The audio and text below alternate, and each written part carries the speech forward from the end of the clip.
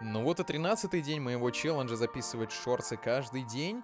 Сегодня у нас все по плану. Работа, работа, еще раз работа. Заканчиваем Entertainment Center, как он называется, по-американски. Сегодня мы закончили шпаклевать все швы, и посмотрите, какая прекрасная солнечная погода сегодня была у нас в Лос-Анджелесе. Ну, впрочем, ничего нового, у нас каждый день солнечная погода, вот иногда пожары, правда, бывают. Ну а после 2 тусовок подряд к концу дня уже просто нет сил. Выносите меня на руках. Точно так же, как и выносили нашу соседку с нашего комплекса. Ну а вам доброй ночи, хорошего дня. Подписывайтесь на канал, ставьте лайки. Увидимся завтра.